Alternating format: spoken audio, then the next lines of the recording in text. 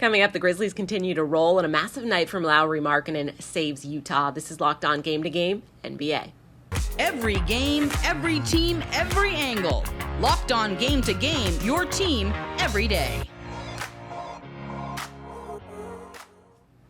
Welcome in. You're listening to Locked On Game to Game NBA, local experts going over the biggest stories on the hardwood. I am your host, Kainani Stevens. Thank you so much for making Locked On your first listen every weekday. Lauri Markkanen, the name you need to know from the NBA last night. He dropped 49 points on Houston and saved Utah from their losing skid in the process. Locked On Jazz goes over a career high for the 25-year-old. Lauri Markkanen's career high 49 points broke the Jazz 5-game losing streak in a close game that came a blowout win for the Utah Jazz against the Houston Rockets. I'm David Locke. In a game which the Jazz led early and then kind of ping-pong between 5 and 11 points for most of the night, the story is Lauri Markkanen. He had 49 points, only the fourth player in Utah Jazz history to ever do that. Donovan Mitchell did it twice in the bubble, Karl Malone 6 times, and Adrian Dantley did it as well for the Utah Jazz. Markkanen did it in a way that shows his prowess of scoring all season long. Early in the game, it was the three-point shot, 4 of them in the first quarter, on his way to a career-high 18 points in the first quarter. He then proceeded to score his next 25 points without making a three-point shot, finishing with 49 before the night was over. He was also 13 of 13 at the line. He's taken 13, 15, and 13 free throws in the last 3 games, has not missed any of them at the line. Lauri Markkanen, a career high, carries the Jazz. Dallas had their winning streak snapped at the hands of Jayson Tatum and the Boston Celtics. Locked On Celtics has more on a rare triple-double from Tatum, and Locked On Mavs looking for some silver linings in a bad loss. Boston Celtics bounce back here in Dallas. They shoot well. The Mavs did not. Jayson Tatum got a triple-double, and all is well in Boston. I'm John Corrales from the Locked On Celtics podcast. Kind of had the feeling that the Celtics, after that loss to OKC, would be up for a national TV game against Luka Doncic and the Mavericks, and they were.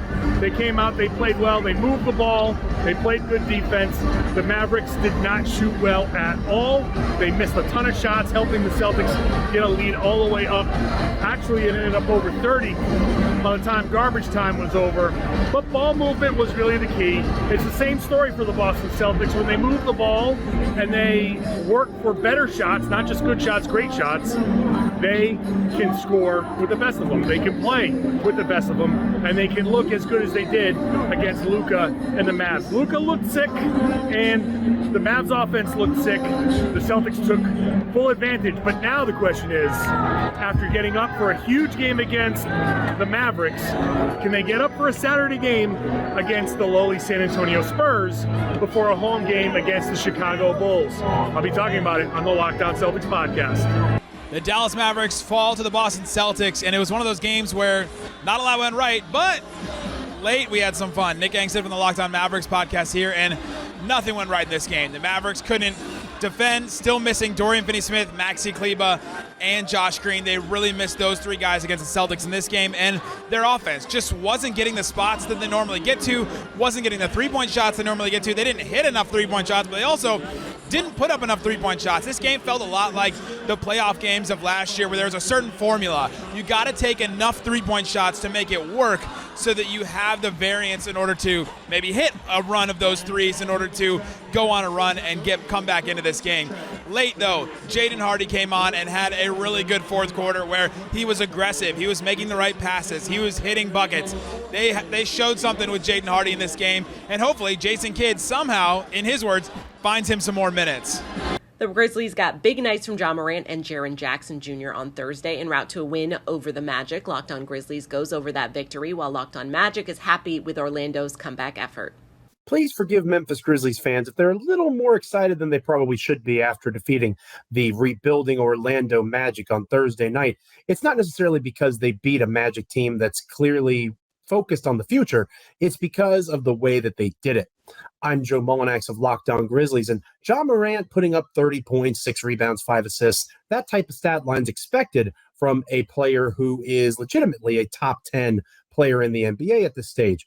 But Jaren Jackson Jr., efficiently posting a 30-plus point game himself, plus 10 rebounds on top of his dominant rim protection and blocks at the rim. This is an example of why Grizzlies fans should be ecstatic about Memphis's chances in the Western Conference, aside from things being wide open.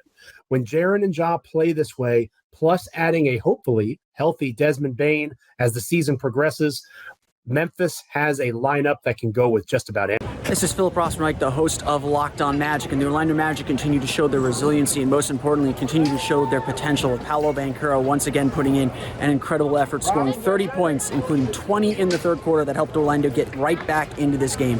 Down by 20-plus points, the Magic needed some energy. They needed a lift. They turned to their rookie. They turned to their rookie, Paolo Banchero, to give it to them. The 20 points in the third quarter was just an incredible run that kept Orlando in the game and lifted everybody's energy up. From there, it was Franz Wagner taking over in the fourth with 19 points as Orlando cut the lead down to as little as 6. Unfortunately, the Magic just could not get over the hump. The Grizzlies were just too good, too strong defensively, too good at getting baskets. John Morant, of course, the star of this one for the Grizzlies, and Jaren Jackson Jr. providing a ton of plays around the basket on both ends. For the Magic, it was a showing, again, of their resiliency and their potential. They're showing that this is still a team that has a long way to go and a lot of room to grow in the future. They head out west next. We'll have it coming up on Locked On Magic.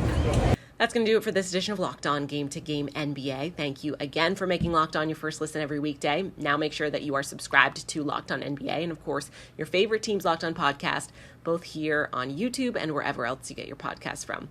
I'm Kanani Stevens. This has been Locked On Game to Game.